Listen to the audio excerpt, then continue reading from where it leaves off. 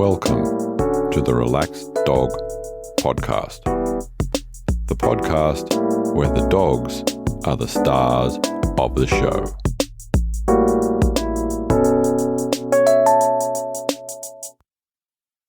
Welcome to the Relaxed Dog Podcast, sponsored by therelaxeddog.com. Thank you for listening. I am your host, Robert Ober, and I hope that you and your dog are well. Welcome to episode 26. Now, our guest this week, Blaine, will be telling us all about his pity mix, Penny. And it is a really good story, this one. First, in some doggy news, we go to Weaverville in North Carolina in the USA. And a gentleman has created a place called Wag Bar, which is basically about an acre of land, which is going to be his dog park. And he's put a couple of shipping containers in the middle of it, which is going to be serving beverages, alcoholic and non-alcoholic, and some local food. So not quite sure how that's going to go. Should be interesting, but I wish them well. We jump over to Thailand, and in Bangkok there is a story of a young gentleman who went out on the town, had a few too many beverages, and grabbed a dog off the street, put it in the car. Actually took him a couple of attempts. Took the dog home, woke up in the morning a little confused as to what had happened and why there was a dog in his room. Got a bit of a guilty complex. They worked out he went with the dog, took it back to the restaurant where they were the night before. Was going to leave it there, but then found out it was actually an abandoned street dog. And he's now adopted that dog. So did all the usual stuff to the vet, gave it a wash and a clean up, and now the two of them are happy together. Over in Chesterfield in the UK, a dog walker has been left rather embarrassed after letting Charlie, Labrador she was looking after, off lead in a nice park. She thought she would take a nice photo of Charlie with a stick in his mouth and send it to Charlie's owner. Only after she'd sent the picture and Charlie got a bit closer did she realise, in fact, it was not a stick, but a sex toy. And she spent the next 15 minutes or so chasing Charlie around, trying to get the phallic-shaped toy away from him, which, of course, Charlie thought was a great game. And now, this week's interview. Today I am chatting to Blaine all about Penny. So welcome to the show, Blaine. Hey, Robert. Thanks for having me. My pleasure. As per usual, I'd like to take everyone back to just a little way in time before you and Penny got together and talk us through the events that eventuated in you guys hooking up. Alrighty. I guess first things first, you can probably tell by my accent from the States. Living in Las Vegas at the moment. I've been living here, since 2015 now, but I actually got Penny in 2014. I had been on the search for a dog for several months. I knew what I was looking for. Wanted to, first of all, I guess an athletic dog, selfishly, just to be able to come and join me and do some of the adventurous things that I tend to get into. But also a dog that would be well suited for a lot of the volunteer work I do, being able to be like something of a breed ambassador, and just help people in general see how much better life it can be with a dog. So I guess I started searching. I was going rescue group by rescue group, looking for that type of personality, emailing back and forth. And I guess I was rejected by, it was either 5 or 6 rescue groups. And Wow. each one of them just suggesting I wouldn't be a good dog owner. And what it boiled down to more than anything was I worked a 9 to 5. I was doing a regular office job, had a commute, and that was pretty well it. Frustratingly enough, that was kind of their main decision criteria. And so it was an aggravating process, but I guess without getting too far into the weeds, 6 months into that journey, finally came across a rescue group, Fur Friends in Need, based out of New Jersey and New York, and they had found Penny. She had been, and go ahead and get the tissues ready. She had been locked in the basement of a drug house for her entire life. She was somewhere between 1 and 2 years old when the rescue group got a hold of her. And how they, I guess there's a little bits of the story that are missing, I guess. But from what I understand, she was locked in that basement of the drug house, was eventually discarded by those owners along with 2 other dogs. A police officer picked them up, and this is in the Bronx in New York. They were brought to a shelter, all 3 of them.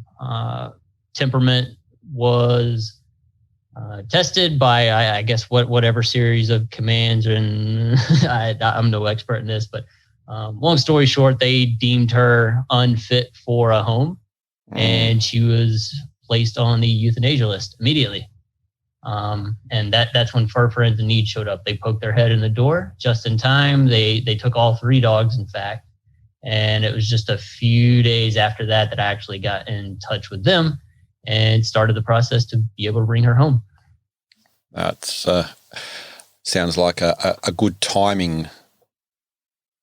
Yeah, definitely fortunate timing, and that was a journey all in itself. How was that sort of first meeting between you and her? I kind of explained to them what I was looking for, and I'd been in communication with them prior to getting Penny, and then when I talked to them about that, that's when they kind of called back and they're like, "Listen, we've got the dog for you." And I was like, "All right, say no more. I'll be there in a couple hours." And it was I left work early that day, drove, I think it was 2 hours to the south side of the state and met them at a pet store parking lot. And as you know, we met at the 2 vehicles together. As they were opening the door, they're like, "You know what? Maybe you should just go sit over there. We're not sure how she's going to react." It's like, "Oh no, what does that mean?" And they had already kind of described like how I don't know how intense the effects of the abuse and neglect had on her, how much of an impact it had had on her. And I gotta say, I think they understated it a little bit, not on purpose, but because you would just never think a dog could be in that bad a shape. I went over, sat on the sidewalk. She walked up, very, hesitant posture, like heads down, tails tucked up, ears are down, like her shoulders are tucked in a little bit. And, you could tell she had been through some serious stress.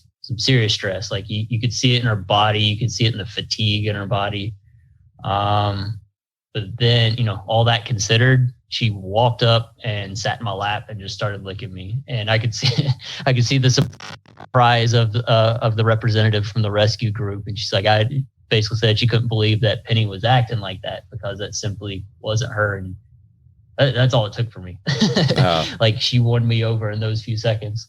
That speaks volumes.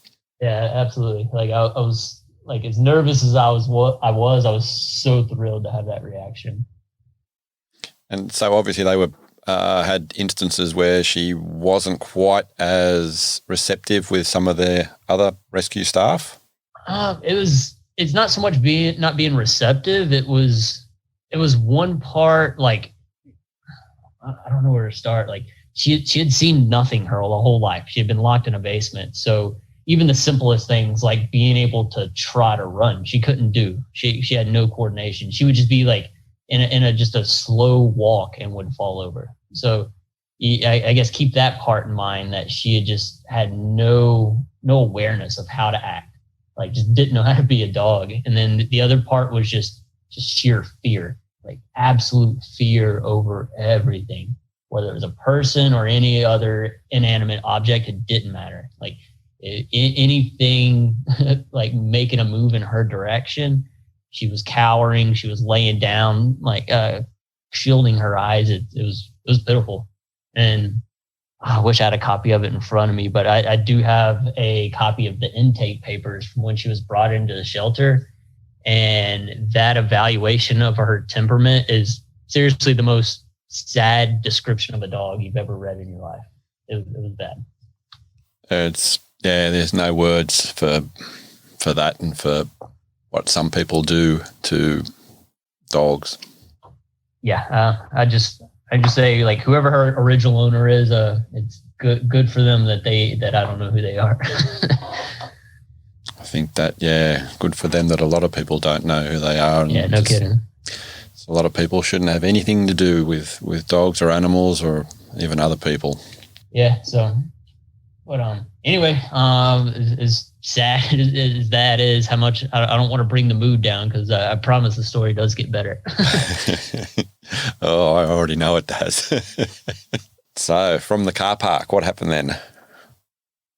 Let's see. It was from that first meeting. It was actually a few more days before I was able to bring her home, because when she was found, she had an abscess on her ribs. Just it wound up being a benign tumor, but we had to get the results of that surgery first. So I basically left that first meeting, said I'll take her, and then patiently twiddle my thumbs over the next few days to get the results in. But as soon as we found out the tumor on her side was non-cancerous, then that was the green light we needed. And the moment I heard that, I was gone.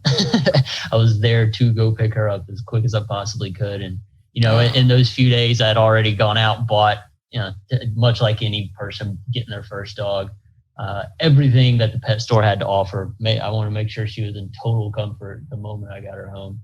And did they give you any indication of the makeup of what she is? You can look at her in the face. She's very much a pit. Officially, her paperwork says pit mix. I don't know what she could possibly be mixed with besides more pit, but for legal reasons, for mortgage, house insurance premiums, and whatever else, I'd rather that paperwork just say mix. So I've never officially had her tested. That's fair enough, and it's just a name and a misunderstood label. That's it. If that negative predisposition disappears over time, then I'd love to have her tested just to know. But until that day, we're going to keep things how they are. Okay, so a couple of days after, and you get to take her home. Do you remember that first time? Oh, vividly. She threw up in the backseat of my truck 3 times. So I think that was a good testament for what was to come. Got her to the house, absolute nervous wreck. Things you would never think about, never read about online in preparing to take in an abused dog. Like, I had wood floors and never would have thought that she would make the comparison of that to the concrete basement floors she had been stuck in for so long. So she was scared of all the wood floors, refused to move. So I'd have to pick her up and carry her from rug to rug into my room to on my bed. So that was a good initial lesson.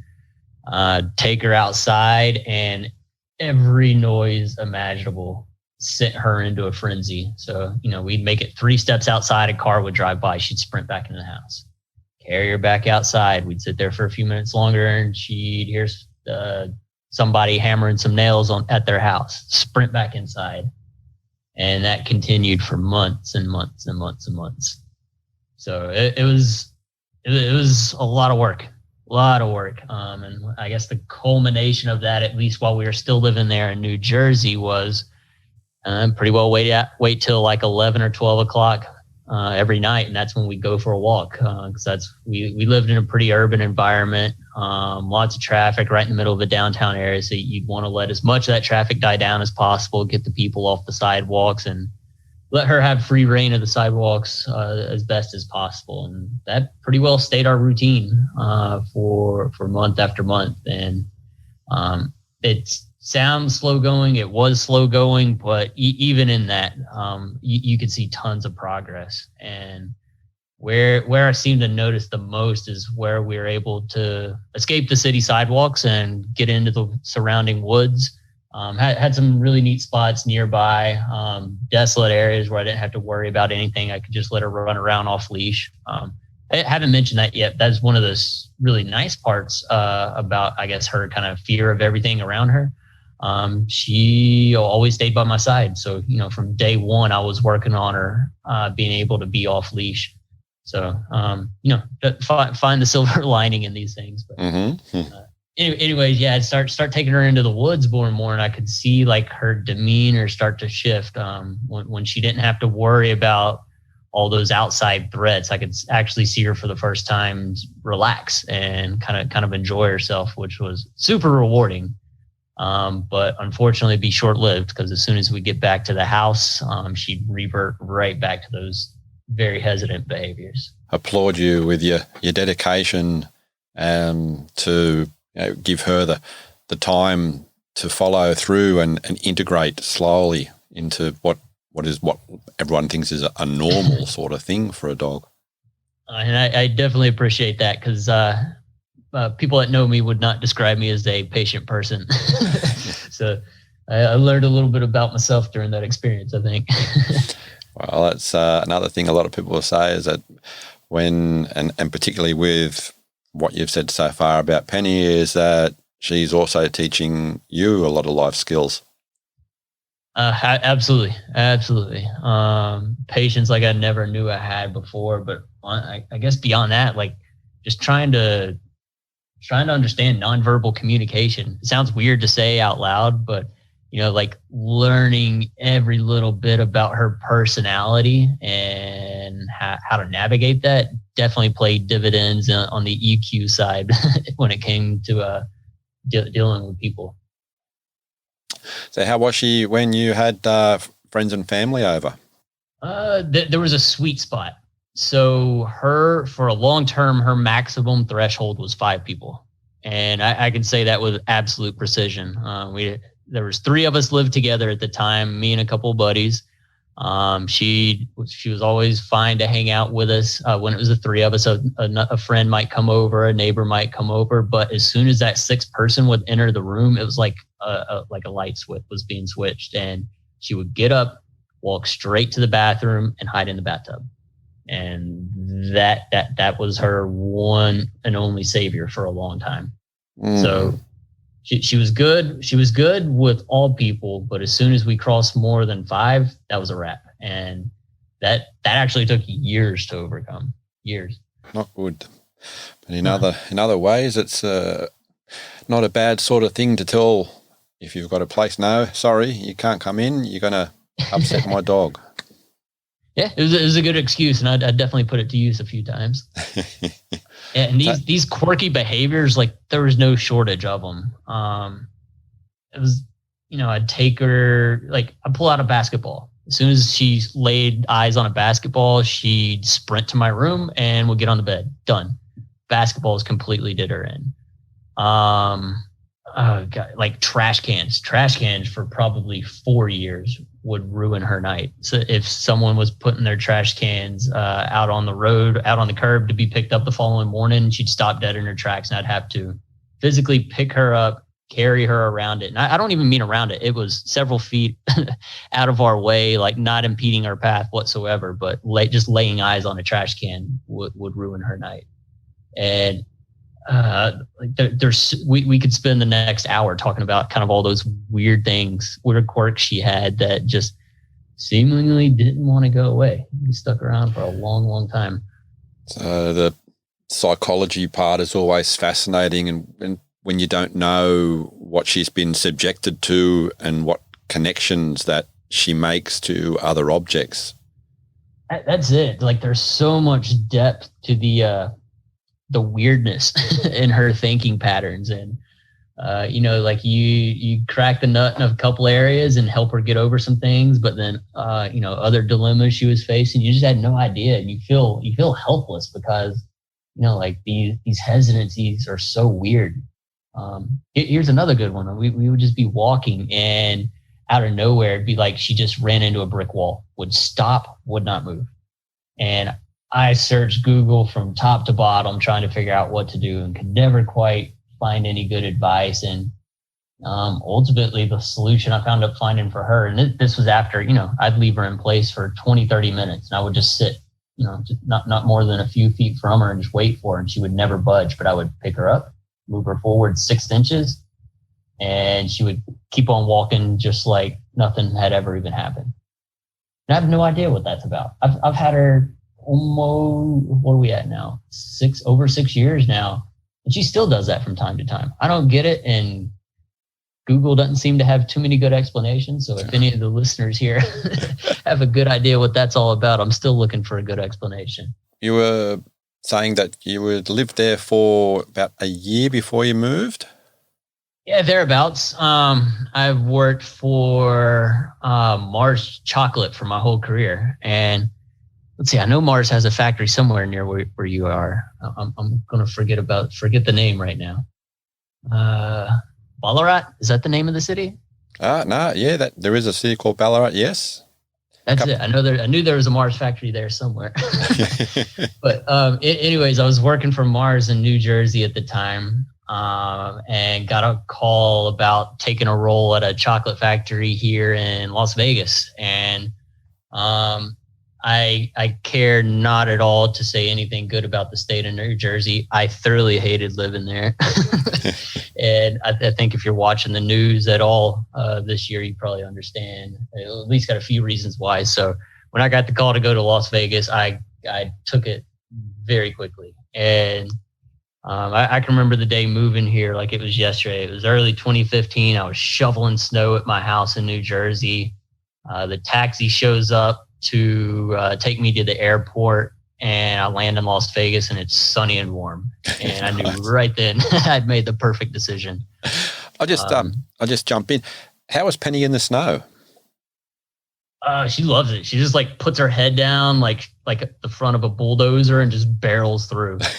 And she's gained a lot of traction online because you always see pictures of her wearing boots, and that's actually where it all started. It wasn't so much for the snow; it was more for all the salt on the sidewalks. And when we'd walk around during the winter, we had snow on the sidewalks for probably 4 to 5 months a year, and the salt really bothered her. So I put boots on her every single day before we go out for a walk.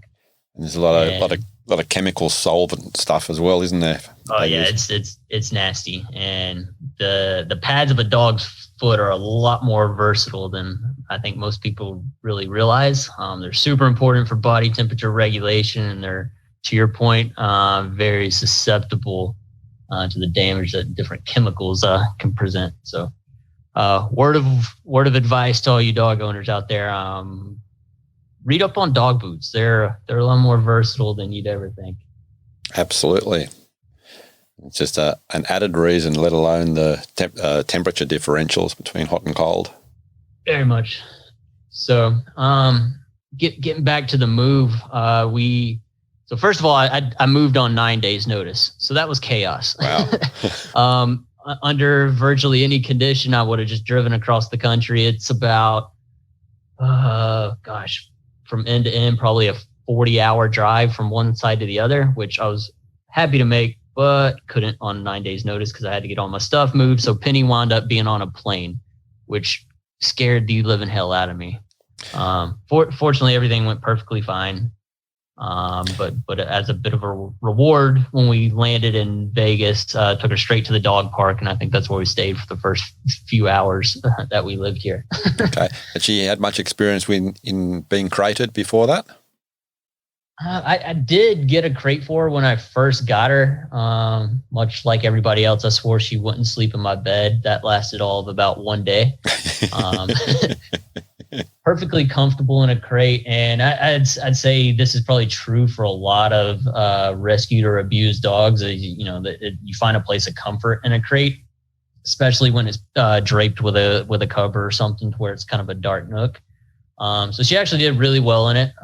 She looked perfectly relaxed when I picked her up, opened the door, she walked out, seemed instantly like her normal self. So that was a relief. Oh, nice.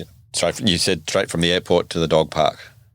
Yeah, and I'd say that was the only bit of certainty we had for the next few months. So I landed, and then a couple of days later, I started the new job. So I was living out of a hotel for the first couple of months, and that was a pain in its own right, because of course, her being a pit mix, none of the hotels seemed to want to allow her. So I finally found one. They said they were dog friendly. I didn't mention her breed. I was getting ready to hand them my credit card for an 8-week stay. And I said, oh, by the way, this is my dog. Can she stay? And started to retract my credit card. And they that's when they said, you know what? Yeah, they kind of did a quick evaluation of her, realized she was no threat, and they let her stay. So, excellent.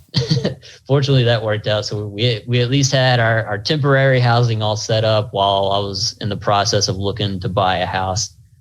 I don't want to get into the details of that whole disaster, but basically we wound up doing starting a ritual out of the hotel room we were living in, before and after work every day. Found a good walking path where she could get 30 minutes, an hour walk in every day, making sure, still trying to stick to the same regimen that we had living in New Jersey. But once I became a little bit more familiar with the area, and maybe a surprise to most people, Las Vegas, you think of the Strip and that's it, but not at all the case. It's a huge city, awesome city. I've had an absolute blast living here, but even better than the city is the whole surrounding area. Right on the edges of town, there's a million places to go hiking, all levels of difficulty. And then when you extend to a few hour radius, you've got everything from Zion National Park in Utah, which is one of the prettiest places on earth I've ever visited. And I have been down, what's the name of the Great Ocean Road on the south side of Australia. Okay, yep. Great Ocean Road, absolutely gorgeous, and I put Zion National Park right on par with it. And then we've got the Grand Canyon's only a couple hours away. So in terms of geography, like Las Vegas is situated in such a perfect spot. You got such great access to so many unbelievable sites. So that's what we started doing all the time. During the week, if I got off work a little early, we'd head off into the mountains just outside of town, which only a 30-minute drive. And then the weekends, it was anybody's guess. I'd look up a new spot that I haven't been to, and off we'd go. How is Penny now at that stage? I should have asked before you actually left to go to Las Vegas, with other dogs. Was she sort of like starting to interact a bit better, or? She was friendly with all dogs, so that was never an issue. I'd say by this point, we've been in Las Vegas for a couple of months. I was taking her to the dog park on average probably 6 days a week, if not 7, and she was fine, super friendly. Problem was, she was still a complete weirdo. we had made like enormous progress in terms of, eliminating her fears of everything around her and stuff like that. But she still had no idea how to be a dog. So we go to the park and she'd like sit on the bench at the picnic table with some other person. and every now and then you'd see a glimpse of her running with a couple other dogs or make a move in the direction of a toy. But at this point, still no idea how to be a dog. So that was still way out in the future before I could say she had made that transition. Okay, so you mentioned toys. Up to then, she didn't really have any favorite toys or games that you sort of played? She was scared of all of them. I had bought all the toys. I had bought like different training devices and everything else. But at this point, she was still in that stage of just being scared of being introduced to any inanimate object. which made training super difficult. But again, you canvas Google for the answers and look for alternative ideas, and that's kind of what I was forced to at that point. Okay. I guess moving forward, found a house, got a property that was very well suited to her.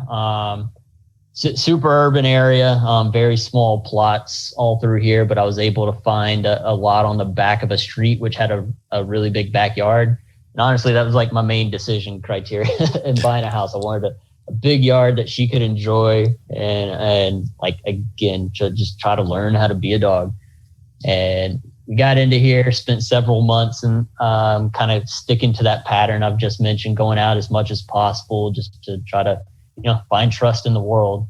But eventually I wound up putting an ad out looking for a new roommate. And the whole ad basically was, here's what's up with my dog. Here's what I need here's what I need from your dog. And in so many words, the ad said, I need your dog to teach my dog how to be a dog. Interesting. So so you weren't really looking for a roommate. You're looking for a Penni's roommate. Yeah, that's it. I think I had like 3 sentences at the end and what I was looking for in an actual roommate, but that was in every sense of the phrase an afterthought. And so introduced Katie. Katie was moving across the country on a traveling nursing contract. She had a younger Great Dane that was probably 130 pounds, even though he was still a young guy, but very energetic. And they actually lived, this was several years ago. They lived next door now, and Penny sees him every day. But Grizz moved in. Grizz moved in with Katie, and biggest Great Dane you've ever seen. But he absolutely filled his purpose. He taught Penny how to play. He taught Penny how to go eat her food when other dogs are around. Even as far as teaching her how to tear up some stuff. So there's a little bit of back and forth on who was responsible for destroying an item on a given day. Nice. And she didn't have any sort of hesitancy with meeting such a large dog first time? No. It was just another dog that she had never seen before. So it all worked out fine. So they wound up living here for about 8 months before she wound up getting the house next door. And it went incredibly well. I can remember one day, and by this point I'd had Penny over 2 years, and I was sitting in my kitchen watching her do something. I can't remember, but what I do remember is just having the thought of like, she's normal now. Like, she knows how to be like a normal dog. And don't get me wrong, still a million quirks and a million unique things, but it was the first time I ever looked at her as like, all right, you're doing what needs to be done. You don't have all these undue fears of everything around you. Like, you can actually just relax and live now. And it was the biggest relief. And I remember touching base with the rescue group I got her from sometime around then too, and telling them that story. And it was so cool to say, like, the transformation it'll never be done, but like this big first phase is done. And it was somewhere between 2 and 2.5 years of owning her before we finally hit that point. Oh, that's excellent.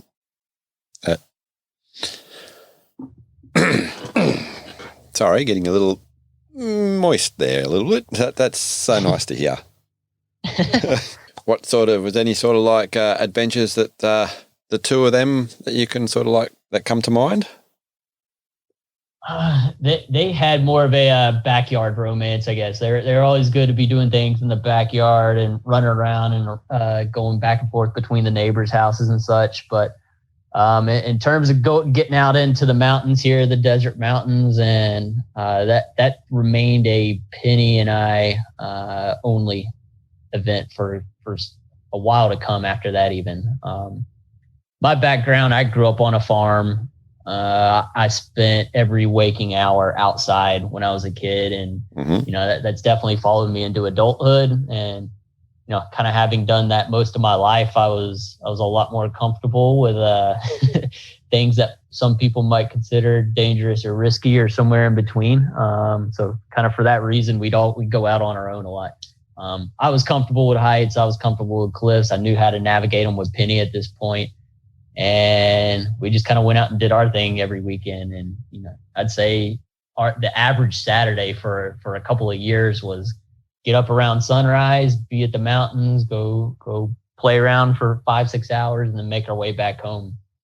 And all throughout that process, I kind of kept stepping up the difficulty little by little. At first, I was super, super considerate of the fact that she hadn't done a whole lot of that. And she quickly let me know she was not going to give me the same consideration. And she was bounding around like you cannot imagine, like a mountain goat from day one. And, I'd step up the difficulty. She'd have no problem. I'd step it up a little more. She'd have no problem. And I'm sure if my mom saw what we were doing on some of those days, she'd have an absolute heart attack. But yeah, I'm guessing for both of you. Like I loved it. And if for a moment I didn't think Penny was loving it, I would have stopped. But it was super clear that she was having the time of her life. And I just kind of kept on running with it. And I guess by this point I had been living in Las Vegas for a couple of years, and I had gotten to meet some really good friends within the hiking community here. And we started getting into some more technical stuff, rappelling, zip lining, what have you. And, as predictably so, I started researching online whether that might be a good idea to bring Penny along for those. And lo and behold, there's equipment for it, and there's training videos for it, and there's tons of literature. And so I familiarized myself.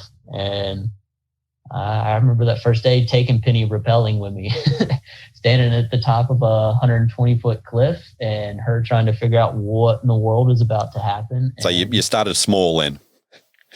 I wish I could say yes, but we did a couple of God, I keep saying, I realize I'm saying feet this whole time instead of meters. Oh, that's all right. Like audience here, but I started in the backyard on the tree, and just bring her a few meters into the air, and made sure she was calm and not going to be panicky, because I didn't need that at the top of a 40-meter cliff myself.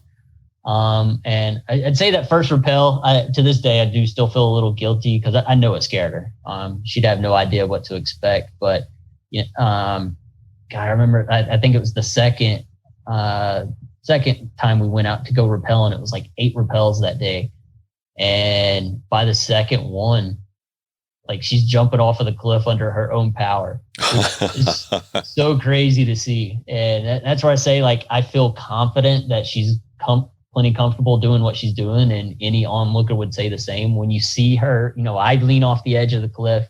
She's tethered in right below me. She's got a full body harness that is connected to my harness, so she's just dangling, about a meter below me. She just jumps off. I lower her down gently, and we just cruise on down. And then we get to the bottom. I unhook her from me. She jumps up in excitement for a second, and then sprints off to the next area. So there's absolutely no doubting her energy and excitement when we're doing this sort of stuff. It's that's super excellent. fun to see. So you ever have any run-ins with some local wildlife out there? Let's see. I can remember her running across a couple of mules, and Mama Mule didn't take too fondly of her getting next to the the little baby. So I think she learned a lesson about how fast mules can be that day. Lizards more than anything. That's what does it for. Like, we can be walking down the sidewalk and see, depending on what part of the country you're in, you might see squirrels or deer or skunks or possums, cats. It doesn't matter. She doesn't break stride, doesn't turn her head, doesn't give them the first bit of attention. But lizards, God, they're everywhere here in Las Vegas. And the moment she lays eyes on one, she could be tired at the end of a 5-hour hike, and she is in a full sprint to get to that lizard. Yep. That's the one thing, pretty well the one thing that, or animal at least, that just fully excites her. Can sort of relate a little bit to that with our dog Marley. Most things doesn't care. Birds don't care, except for swallows. and only the ones that fly around a meter above the ground. The smallest, fastest bird there is. She goes nuts for him and will just chase after him, and then until she's ready to drop, just about. And like I had the initial tendency to like try to correct that behavior, but like now hearing her whole background and knowing everything she had went through, like I got to assume you'd probably have the same reaction I did, which was just like excitement. It was just one more part of it. Like, all right, you're acting like a dog a little bit. No, not the best behavior, but I'll take it. I love it. Ah, nice. So Penny's now turning into an even more of an adventure dog. Yeah. There's not a whole lot I'm afraid to put her in front of. Like by this point, she's conquered swimming across like large water gaps with me. She'll hit about everything. The only thing I haven't been able to talk her into is cliff jumping, going and jumping into the lake. But I'm hoping one of these days she'll get into it. It seems like all the Jack Russell Terriers, they're the ones that like doing that, but not too many pitties doing that. Okay. So obviously she's all right in water. With an asterisk, she's dense as a rock. She's just one solid piece of muscle. So when she gets in water, she has no buoyancy at all. She sinks. Oh, no. So anytime there's any possibility of water, she is wearing a life jacket, 100%. And I never stray too far away because she has this habit of, if she does go underwater, then she comes up, she tries to shake her head, which makes her go underwater again. And then that vicious cycle just repeats. But she does, like, if it's a river, especially, like, no hesitation whatsoever. She'll just go straight across, no matter even if she can't contend with the current, she'll try her hardest to swim across. So I've really got to pay attention because she overestimates herself. Lakes, she'll follow me, swim across a cove. The one thing she will not do, though, is voluntarily swim in a swimming pool. And I don't know why that is. Like, she'll sit on the stair all day while we swim, but she absolutely refuses to swim in a pool. Maybe the chlorine or something like that. Maybe it's the chemicals. I don't know. But plenty of other dogs are happy to swim all over that pool, but she is not about it. But hey, I'll take the rivers and the creeks and everything else as long as I can have that. I'll let her keep sitting on the stair of the pool. No substitute for nature. That's it. So how has she been health-wise? Knock on wood, no problems. I had a fortunate encounter last year. I'm sure you could read up on her, but Dr. Barbara Royal, she's got a lot of high-end clients, including, hopefully I'm allowed to say this, Oprah and some other quite notable figures. So she knows her stuff. And we were at a trade show last year working with the Dodo. We've done a few partnerships with them in the past, a few different videos and such. And I met Dr. Royal there, and she did like basically sitting there like a 30-minute evaluation of her, which was incredible. I couldn't believe she was just willing to take the time to do that at this super busy trade show. And at the end of it, she's like, you know what? You got an A dog here, but we're going to turn her into an A+ dog. And, like, I've wiped the sweat from my brow then because I was nervous. She's going to be like, all right, what have you been doing to her these last several years? But like, looking at her, she's, I guess, physically looks incredible. Her muscles are in tip-top shape. Great mobility, plenty of flexibility, no signs of any kind of hip issues, which is what I am worried about given her breed. No concerns of arthritis that she could find. Just a couple of small chips in her teeth that weren't causing any issues, at least at this point. She's in great shape. And I guess, as you mentioned, she's now about 8.5, thereabouts. I don't know her exact age, of course, but she's getting on up there. She's getting pretty gray in the face, and it's making me start to think about how to do things a little bit differently because we're not going to be able to keep up the same pace forever. But when we get outside, there's still no doubt that she's all about it. Even tonight, right before I logged on with you, we've got our 30-minute walk we do every night, and she still does it like she's been doing it for the last 5 years, at her speed, full comfort, off leash, of course, and seems to be doing great. Sounds excellent. Apart from the walks and having all that natural exercise, are you doing any other sort of strength and conditioning sort of stuff with her, or? Experimenting with it. We worked with a local business here a few weeks ago with a mobile doggy, I guess, gym. Had a couple of treadmills in there and some other things. So trying to introduce her to that, because keep in mind also, it's still, oh gosh, I'm not going to know in Celsius, high 30s Mm-hmm. temperature here in Vegas, even in October. It's hot. So, I mean, basically from June till the end of August, I got to wait till midnight every night to walk her anyway, because it's still, it'll be 40 plus on a lot of days. And so we do more and more, we're going to have to look at kind of alternative means for getting her exercise as she gets older. Simply because she's not going to be able to contend with the climate here quite as well. So that's something, and also knowing your background, probably need a few words of advice of how to navigate these next few years as she gets a little bit older. Mm-hmm. Oh, nice. Does she have any other doggy friends when you're going out on the hikes and doing some of the climbing stuff? Yeah, there's been quite a few over the years. One friend I met not too long after I moved to Las Vegas, and if you want to look up her Instagram handle, it's Kitten Bear, KITTENBEAR. But Miko, he's a Husky German Shepherd mix, and is probably the most incredible adventure dog I've ever encountered in my life. You figure Penny looks like she does this crazy stuff. He's an order of magnitude more capable of everything you never thought a dog could do. So it's definitely worth giving them a look. You'll understand my statement once you look at a few photos. A few other buddies that have kind of just haphazardly started taking their dogs out that I've met, but I'd say more often than not, she's the solo dog in a lot of the trips we're doing, and it simply comes down to capabilities. I'm choosing her 9 times out of 10 over any human, because she's simply going to be able to do the stuff I want to go do.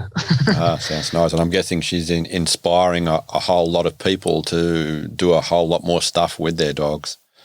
I sure hope so.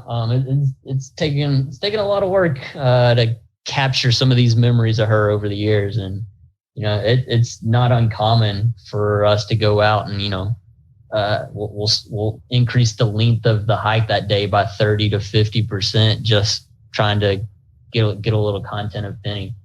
And for me, it's always been about shedding light on the fact that pits aren't this horribly aggressive breed that the media portrays them as. It's about bringing attention to here's the types of dogs that rescue groups can bring to you. You figure if you're looking for a dog, who's going to be able to judge a dog's personality better than a rescue group? They've seen hundreds, if not thousands, of dogs during their time. So go to a rescue group. You don't need a breeder. You don't need to go elsewhere. There's a million things you can do to work with your rescue group to make sure you're looking for exactly what you want to get. So that's what can kind of, for me at least, continues to be worth taking the extra time to create this content, put it in front of people, respond to people when they've got questions. At the end of the day, I just want to hopefully Penny's content can help improve the life of a few other dogs day by day. I've got no doubt that it's been doing that for a while. Question I ask everyone is to complete the sentence. I can't believe my dog ate. 26, I think, is the current count. 26 remote controls. One of her best best attributes is she doesn't destroy stuff. Like in the 6 years I've had her, she's ate, two or three things of mine. But besides that, like she doesn't cause any damage at home except for remotes. And anytime anybody watches her, if I'm out of town for work or what have you, I warn them, put your remotes away or she will shred them. And I don't mean that she just like bites a piece of them off. Like she turns them into sand. There's like a million pieces of remote control just laying on the ground. Wow. And I replaced one last week. In fact, it's the one thing she knows she'll get in trouble. She knows she's not supposed to do it. And she absolutely will ruin a remote the moment she puts eyes on it. Well, that's something a little different. Yeah. 26 is way too many. That's the closest I've had to that. I did have one that did a light switch, plastic light switches. Yeah, that's unique. Just on diet, a picky eater, or what's her usual sort of meals? I want to be careful answering this because it is a touchy subject, I think. But I keep her diet pretty steady, and I don't go over the top in trying to look for the most incredible, perfect thing to eat because I've never lived my life that way, and I'd like to consider myself a pretty healthy guy. So as long as it's got a pretty clean ingredient deck, I feel pretty confident of it. One company that we've used a lot is Open Farm Pet. They're based out of Canada.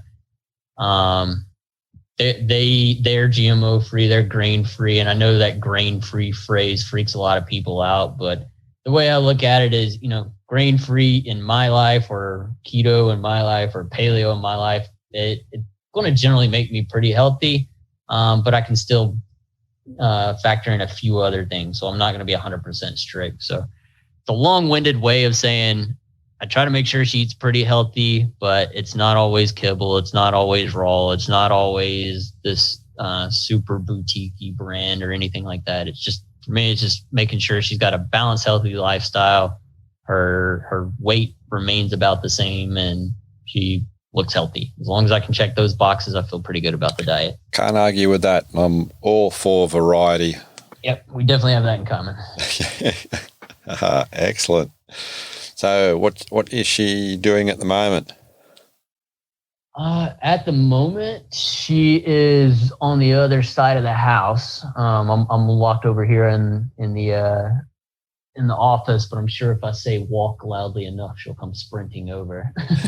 But I guess I should also mention it is almost 1 a.m. here, so 1 a.m. she might actually be down for the night. But I feel pretty confident if I just yell walk right now, she'll poke her head in the room. I think that's a subconscious call that dogs hear no matter what state that they're in, whether it be sleeping, under the influence of whatever, they'll understand walk. It can be heard from any distance, I think. Is there anything else sort of coming to mind as far as adventures or a special sort of interaction that you've had with Penny? Oh boy, that's a tough one. I guess I'm going to rewind a minute. I was never a huge fan of social media. Didn't like wasting a ton of time on it. Didn't have an Instagram for myself, nor Penny, of course. And I think it was the gentle nudges of several of my friends for a long time is what finally led me into creating an Instagram for her.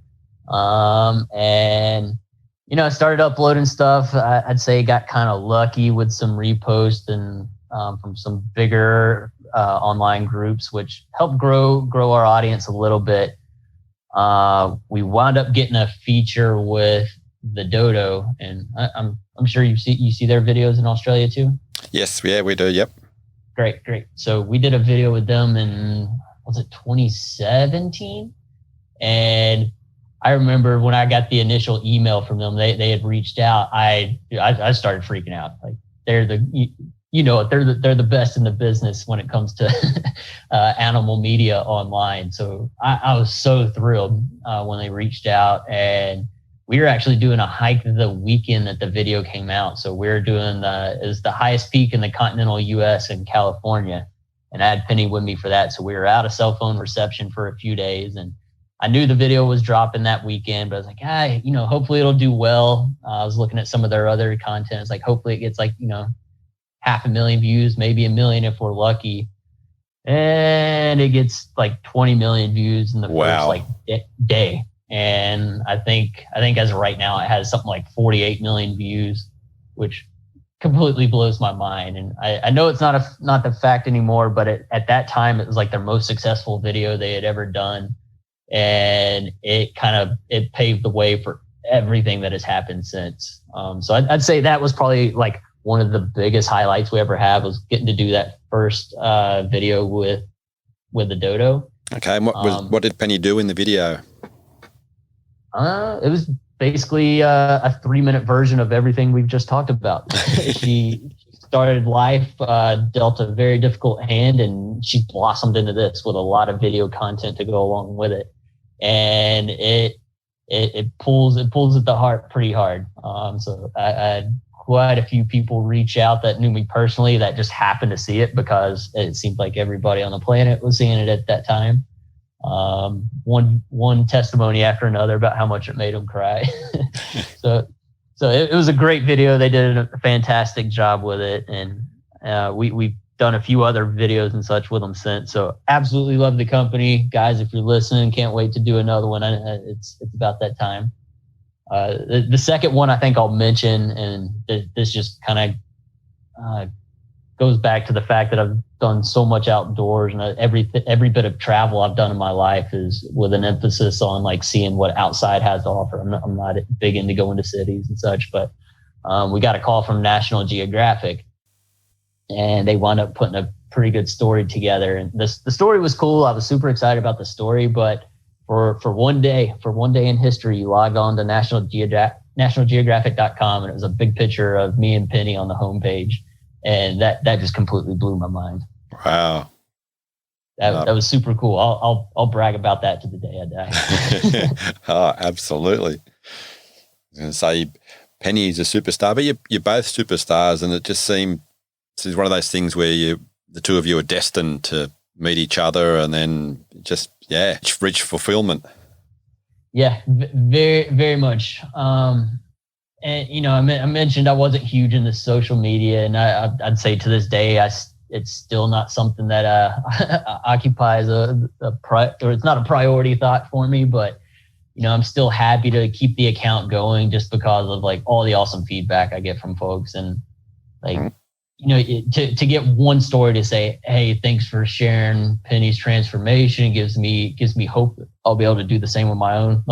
Unbelievable to hear that story one time, but now to have heard literally thousands of people shoot me messages with a firsthand account of how Penny's transformation has impacted them, that means the world to me. Oh, that's words. Yeah, words don't begin to sort of describe what impact that has on so many dogs' lives and the people that had to hang out with them as well. That's it. But you want to tell everyone what Penny's Instagram address is? I guess we could mention that too. So Penny Dog on Instagram, PENNIDOG, Penny Dog. Jump onto there. That's you'll see this entire transformation unfold in front of your eyes over the course of about 900 photos. You can also check out pennydog.com. And it's nothing significant on there. I'll highlight a few of my favorite products that Penny uses, whether it's harness, a leash, collars. I'm a big fan of lights and bells and stuff for night hiking to keep them safe. But basically all the products I feel confident standing behind because I've used them. I've got links on there just to try to help make your search a little bit easier. And then I've got some links to some other media that she's been featured in. And then the one thing I'd like to give everybody the chance to look at is on her website. There's a 12 chapter summary, we'll call it, of this transformation, where I've tried to dig in a little bit more to the nitty gritty. And if you've got 20 or 30 minutes to kind of read about the transformation, it'll give you an extra look beyond some of the stuff I've mentioned on the past hour here. Oh, it's actually something I haven't looked at, but I am going to. That's another tearjerker. I think I wrote that. I wrote it a couple of years ago, kind of after she had made it past that first kind of phase of her transformation, where I was able to say, you know what, she's normal now, and talk about some of the things she achieved after that. And I think it's about time to write a couple more chapters to add to that, to talk about everything else that's changed, even since I've written that. Something more to look forward to. Well, Blaine, thank you very, very much for sharing Penni's and your stories with us. Oh, absolutely. Love that you reached out. I spent a month in Australia a couple of years ago, and I was fortunate enough to do about a year-long backpacking trip and spend a month there, a month in New Zealand, and I miss it so much. Can't wait to go back. Fiona, Christian, I know y'all are going to listen to this at some point. They were out of Torquay, and I cannot wait to go back there and cruise up the whole East Coast again. So, well, I'll take the audio interview for now, but hopefully we can shake hands here before too much longer. I'm looking forward to that day. It'd be an honor to meet you. Absolutely. Thanks very much again. Take care. All right. Thank you very much for listening. I hope that you enjoyed the show. If you'd like to support the show, why not buy me a coffee? Head over to Ko-fi/The Relaxed Dog. That's ko-fi.com/The Relaxed Dog. And don't forget to tell a friend if you enjoyed the show and if you think they would too. Until next week, stay safe and remember, your dog is family.